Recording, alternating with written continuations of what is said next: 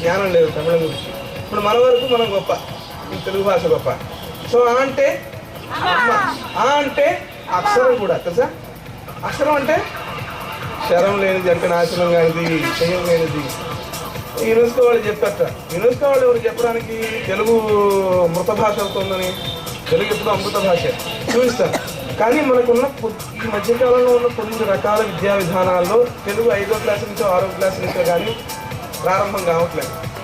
అటువంటి విద్యా విధానంలో చదువుకుంటున్న పిల్లలకి తెలుగు భాష నేర్పవలసిన బాధ్యత తల్లిదండ్రులుగా మనందరి పట్ల ఉంది. అవునా కదా, ఒప్పుకుంటారా ఇవన్నీ?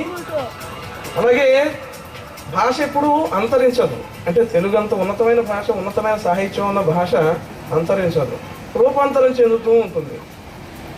ఓకే, ఇప్పుడు చూడండి, మనం తెలుగు భాషని కొంతమంది ఎన్ని రకాల ముక్కలుగా పలికిన మనం దాన్ని ఆనందిస్తున్నట్టు. చూడండి, ఎక్కడా అని ఒక సినిమాలో ఒక కథానాయక ఎక్కడా అన్నా కూడా మనం సపోర్ట్ కొట్టాం కదా, అన్నావా?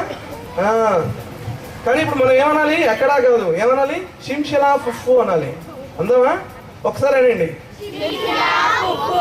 నేను చూసారుగా, అక్షరమాలంతా ఉంది, ముక్కలై ఉంది కదా, అవునా? చూడండి,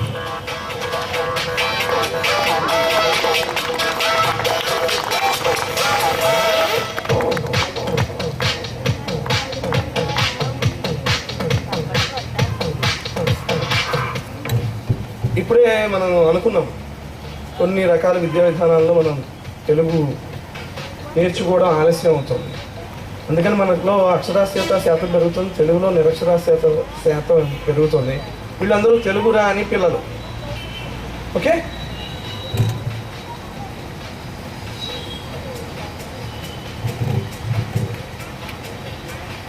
అలాగే ఇది తెలుగు నేర్పవలసిన బాధ్యత మన అందరి మీద ఉంది. అందరం అంటే ముఖ్యంగా తల్లిదండ్రులు. కొంతమంది ఒకళ్ళిద్దరు నేర్చుకునే వాళ్ళు కూడా ఉండొచ్చు, వాళ్ళని కూడా మనం తప్పు పట్టద్దు.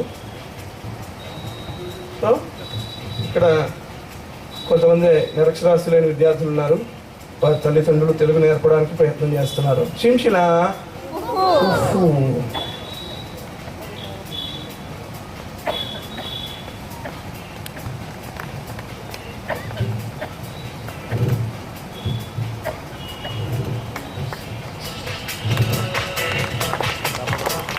సో మనం తెలుగు భాషని పిల్లలందరూ చక్కగా నేర్చుకోవాలి, తల్లిదండ్రులు ఉపాధ్యాయులు చక్కగా నేర్పాలి.